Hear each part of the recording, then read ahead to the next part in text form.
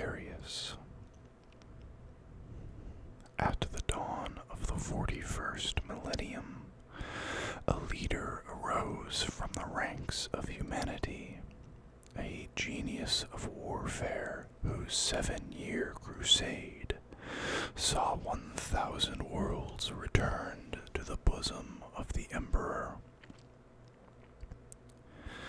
That man was Lord Solar Macarius, greatest war master since Horus's betrayal, a peerless strategist and leader whose like has not been seen in the Imperium since. Great Macarius was a mortal man, yet in his magnificence he became the figurehead of Imperial conquest, a god of war. At the head of 7 army groups, each led by a general appointed by the Lord Solar himself, Macarius's crusade cut a swath through the Segmentum Pacificus. This relentless pilgrimage of conquest stretched even beyond the reach of the Astronomicon's guiding light, faltering only when those who followed in Macarius's shadow could go no further. At this, the Lord Solar is said to have wept hot tears of rage and frustration as he looked out upon unknown worlds denied to the Imperium only through human frailty. During the 7 glorious years of his crusade, Lord Solar Macarius was an unstoppable force. His zeal was unmatched, his piety a blazing beacon, and his abilities as a strategist spanned all theaters of war. From the inspirational leadership of individual men to systems-wide wars of extermination, the Lord Solar was without equal. This tactical breadth he demonstrated during such battles as the Ravenstalk Blitz. During that bloody conflict, Macarius left off theater-wide command of 17 million fighting men after days of constant warfare, descending to the fire fields in his personal lander and leading the final charge against the defenders of the Basalt Ark with his blade in his hand. Macarius is said by his generals to possess a passion so great that to linger in the overwhelming presence of this man was like looking too long into the heart of a star. None could withstand the force of Macarius's anger, nor stay the course of his convictions. It is said that even Space Marine Captain Barris of the Sword's Sanguine chapter was cowed to silence when he incurred Macarius's wrath during the deadlock above Tulasa 3. The Lord Solar's word was law, his approval everything. Upon the field of battle, the Lord Solar was a raging lion. Sejanus wrote that the mere knowledge of Macarius's presence on the battlefield was worth legions beyond counting. Macarius insisted always that he lead his men from the front, never straying far from the white-hot furnace of war. His oratory was inspirational beyond even the most bombastic ministorum preacher or forbidding Lord Commissar. Macarius, it was said, could fell the walls of the mightiest fortress with but a single word, and could compel the men under his command to advance upon the foe, even armed with naught but their bare hands. Excuse me, that was particularly bad. And still claim victory at battle's end. The Lord Solar was neither a patient nor a compassionate man, for the virtue of kindness will turn swiftly to the sin of complacency. Should a world manage to slow his conquest, Macarius would simply obliterate its defenders from the cold void of space. In the course of the crusade, the Lord Solar sanctioned the apocalyptic deaths of 50 worlds, and the genocide of another 17 planetary populations besides. Yet Macarius could also be magnanimous, sparing those who impressed him with their courage or honor. It is hard, perhaps, to understand the mind of a man of Lord Solar Macarius's greatness. There are those base detractors who claim that he was a tyrannical despot who would have driven his men forever onwards into the jaws of damnation had they not failed him at the last. Yet to refute the heroism and glory of Macarius is the vilest form of heresy.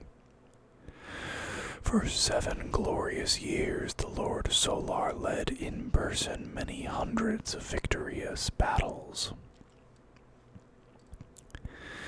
Yet even amongst these conquests, certain of Macarius's deeds are immortalized in the records of his awed generals, as amongst his finest moments. At Calastin, Lord Solar Macarius did conclude his conquest in but a single day. His swift success was won despite the presence upon that world of no fewer than 7 enemy continental fortresses and over 23 billion orcs. This was sworn as truth by General Arian the Sainted. At the culmination of the siege of the Aver system, Lord Solar Macarius took to the field at the head of over 100 regiments of valorous Cadian infantry.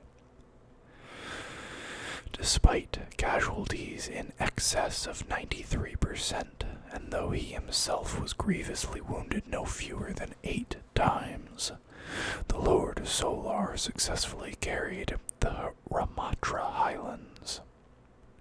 This was sworn as truth by General Crassus the Sainted.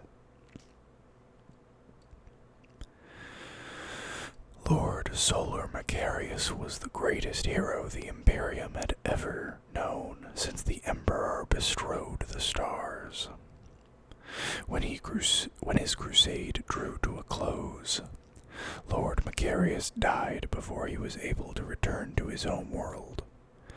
On that planet now named Macaria, the Lord Solar was interred in a mighty sepulchre upon which were laid the swords of over 100 officers, including the 6 blades of his surviving generals. Every year, numbers of the faithful beyond counting attempt the pilgrimage of Macarius, giving up their every material possession in order to travel the space lanes along the routes that the Lord Solar's armies fought. Many of these pious souls die in the attempt, and few indeed complete a quest that, though it took Macarius a mere 7 years, can often prove the journey of a lifetime for lesser men. Those who follow in Macarius's footsteps cannot know his grace nor his glory, yet always they must strive to emulate his achievements in the Emperor's name. If by the blood of billions the Imperium can succeed in this grand endeavor, then so they must, for only through such sacrifice can the Imperium of mankind know an end to these dark days.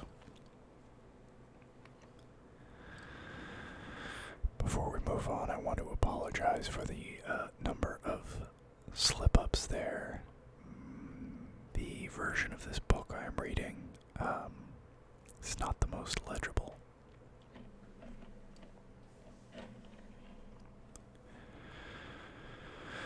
Regiments of distinction. Countless human worlds provide regiments for the tithe. Although this recruitment base fluctuates with the boundaries of the Imperium itself, there are those planets that have been proudly contributing regiments to the Imperial Guard for thousands of years. Of these, a handful are renowned through the Imperium for their exceptional soldiery.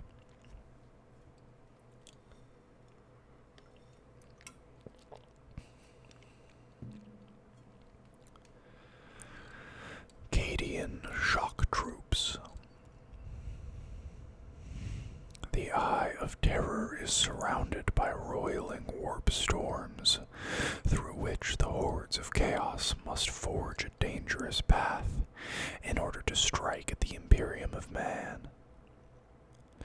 The region known as the Cadian Gate, at the heart of which lies the fortress world of Cadia itself, is the only stable space lane to provide egress from these demon-haunted depths. The importance of this region to the Imperium cannot be overstated. Should it fall to the ruinous powers, they would pour forth in an unstoppable tide of blood and madness. For thousands of years, the people of Cadia have known naught but war, fighting always to hold back the infernal hosts of chaos. The Cadians have evolved a robust warrior culture. All Cadians, no matter their age, gender, or station, must know how to fight, and be capable of facing all the horrors that proliferate in the 41st millennium with unwavering courage. The birth and recruitment rates on Cadia are synonymous, every generation undergoing total military indoctrination. By the age of 5, most Cadians can strip and reassemble a laser gun. By 6, most are deadly shots, and before their 7th birthday, they have received a no-nonsense introduction to the horrors of psyker taint and mutation. This approach leaves Cadian youths mentally and spiritually fortified, with a matter-of-fact acceptance of horrors that would send lesser humans screaming in terror.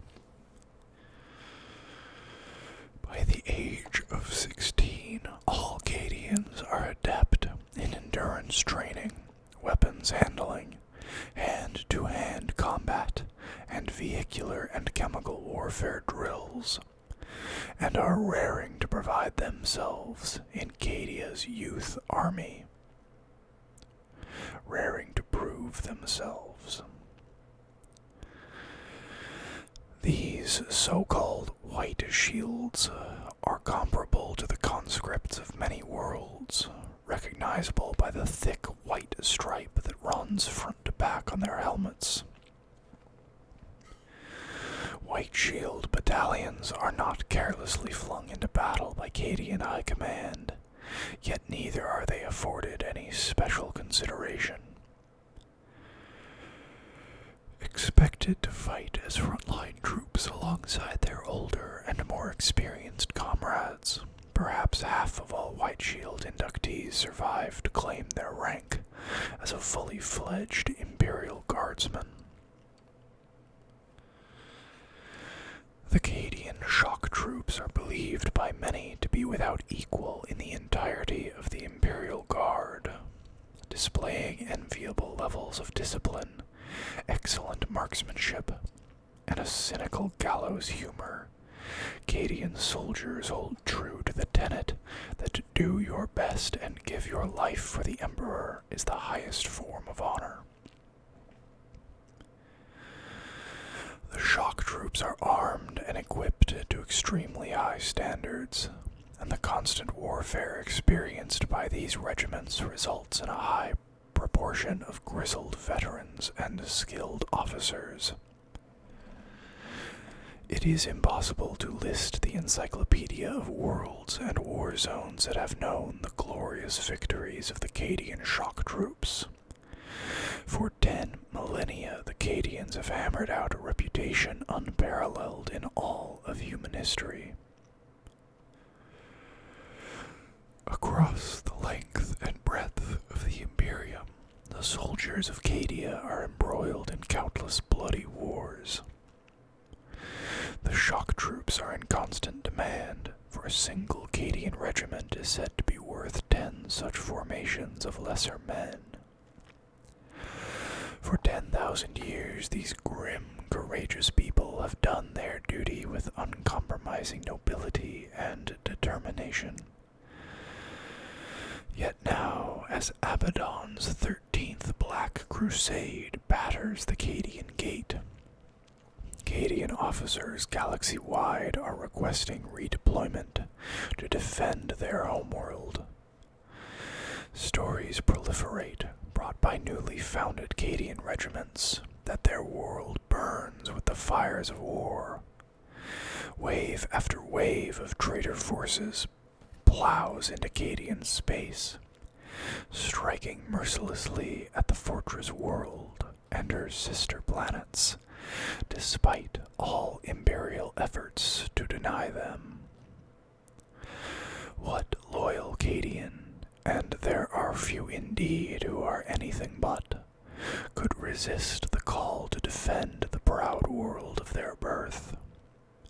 Yet it is a testament to the sheer discipline and piety of those soldiers that, when whether permitted to defend their home or not, Cadian regiments across the galaxy fight on regardless.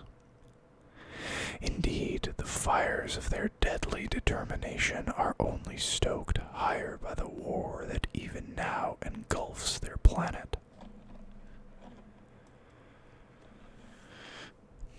Cadia is a mighty fortress world.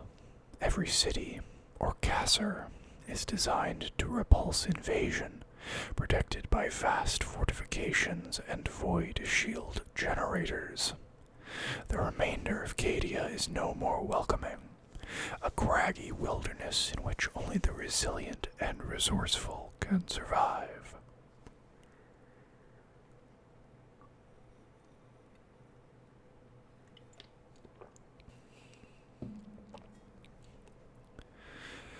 Catachan Jungle Fighters. Catachan is one of the most notorious death worlds in the Imperium, and its planet-wide jungles are lethal beyond reason. Yet despite the exceptionally perilous nature of the Catachan ecosystem, the servants of the Emperor inhabit this vast world in surprising numbers. Thanks to the brutal environment in which they are raised, Catachans are physically and mentally resilient on a level that much of humanity simply cannot match. Cunning, resourceful, and uncompromising, Catachans must be born survivors simply to reach adulthood. It speaks volumes to the Catachans that they maintain a population capable not only of fighting their own battle for survival, but of sending forces to fight the wider wars of the Imperium as well. Catachan raises dozens of regiments for the Imperial Guard every year, their skills honed to a knife edge upon a world, the world of their birth. Viewing daily survival upon Catachan as but a microcosm of humanity's wider struggle, the Death World's warriors proudly answer the Emperor's call to arms. Each regiment raised is exchanged with the Departamento Munitorum for much-needed medical and military supplies. These in turn allow the Catachan settlements to maintain their daily fight for life. This arrangement has stood for thousands of years, and though the Catachans bleed more than most for the Imperium of Man, they would have it no other way. This is not to say that Catachan regiments are considered perfect soldiers.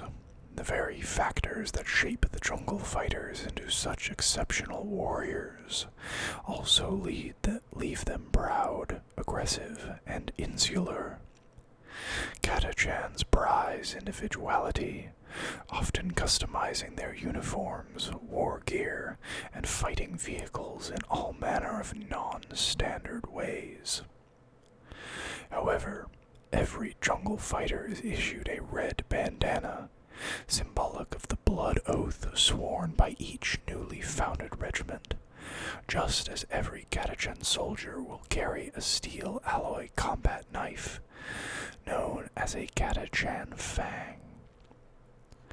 These brutal weapons are an implement of war, tool of survival, and badge of status combined, and it is considered a rite of passage to handcraft your own Catachan fang. Catachans are notoriously dismissive of shiny metals and the pompous, remote officers who wear them. Rank and status within the jungle fighters is instead displayed through the inking of specific tattoos, or by the winning of additional Catachan knives, such as the Night Reaper or Devil's Claw. Catachan troopers take pride in the fact that their leaders suffer through every hardship alongside them.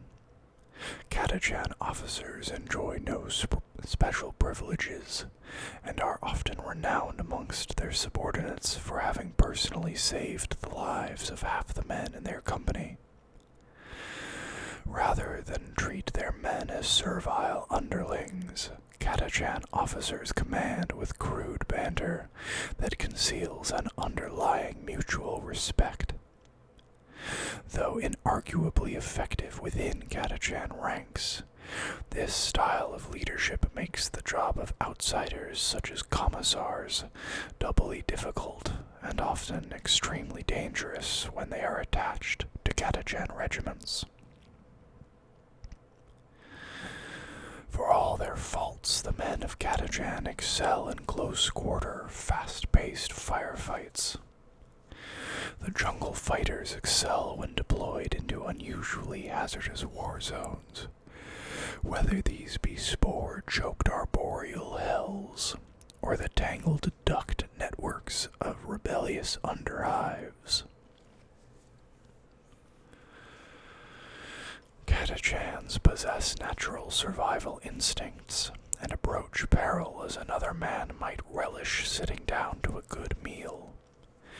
This predilection toward danger is expressed in the Catachan's chosen weapons of war, flamers and demo charges that force them to close with the foe. The jungle fighters claim they can only make sure of the kill by looking their enemy square in the eye. This ruthless diligence is epitomized in Catachan's exceptional snipers, who endure unspeakable hardships to get the perfect shot at the perfect moment. A popular pearl of wisdom among Catachans is, if you want it done right, send a jungle fighter.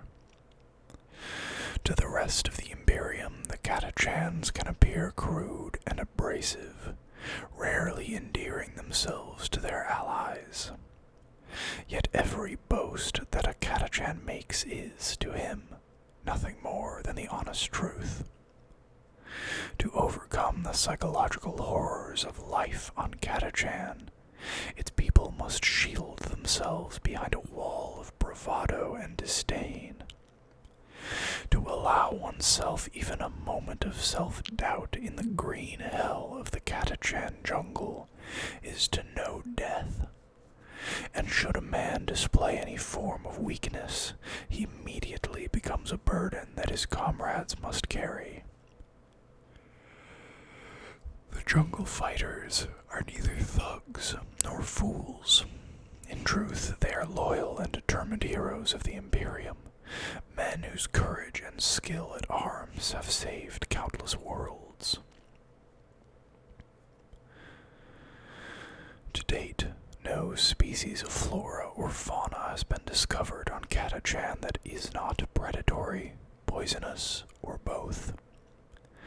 Stranglevines and enslaving brainleaf fronds, sentient strains of exsanguinating void flux, explosive barking toads, spine-bore leeches, and the terrifying Catachan devil are but a handful of the deadly dangers that proliferate within the planet's lethal jungles.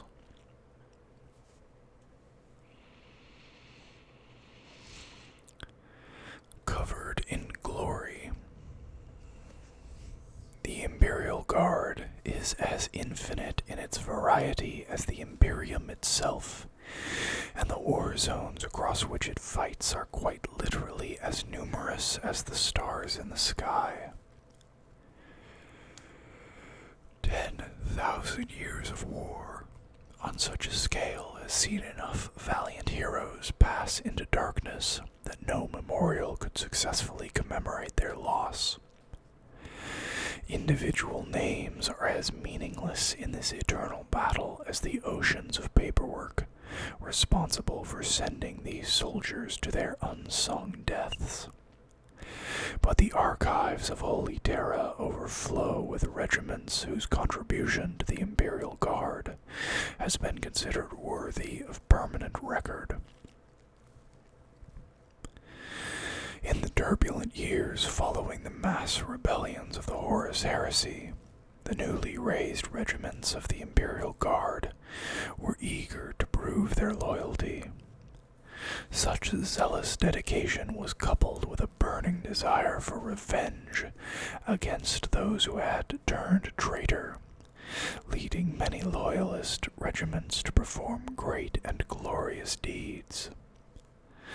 The thunderous charge of the Rittergast 18th against the cult of the Emperor dethroned, the capture of Petrov's fastness by 3 companies of Yenneverden tunnel rats, and the final destruction of Lord Morloth's Terminator retinue under the guns of 11,000 Vespertine Guard are all deeds commemorated upon dust-smothered scrolls of honor.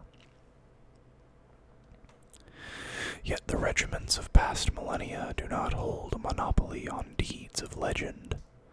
During every age of the Imperium, countless worlds have produced companies of men who have earned reputations for excellence and heroism.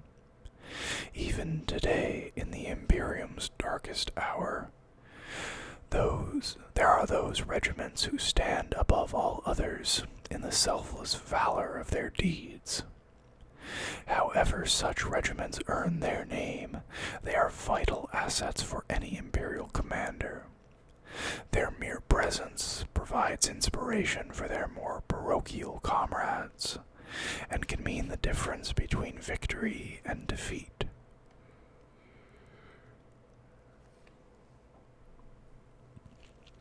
Combining regiments.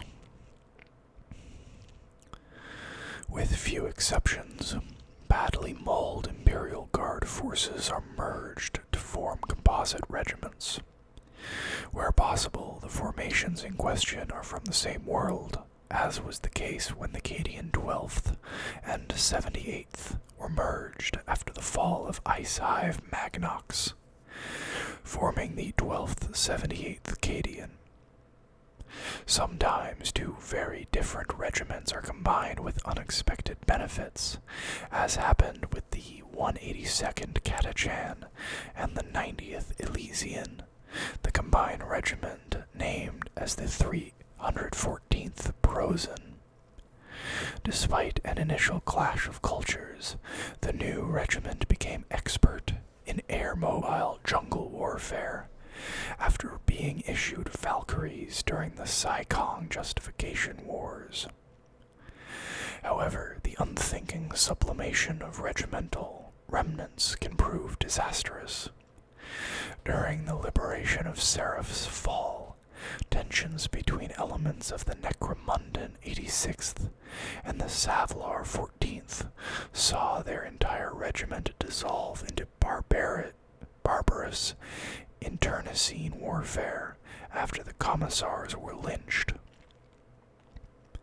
The rebellion was eventually brutally suppressed by several Cadian regiments, but not before the feuding regiments' running gun battle blew an entire system depot sky high.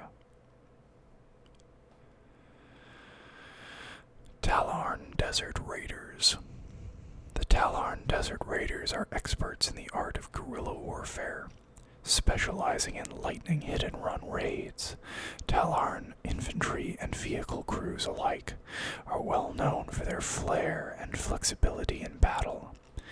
Many Talarns are also expert craftsmen, and their officers regularly wield ornate weapons that are both beautiful and deadly in equal measure. Vostroyan Firstborn. The stoic Vostroyan Firstborn are tied to a life debt they can never repay. Since their failure to send aid during the Horus Heresy, every Vostroyan family has given their firstborn sons to the tithe, each regiment raised erasing a tiny portion of Vostroya's shame. Yet the firstborn do not begrudge their duty, and are well known for their irascible courage and fortitude in defense of the Emperor's realm.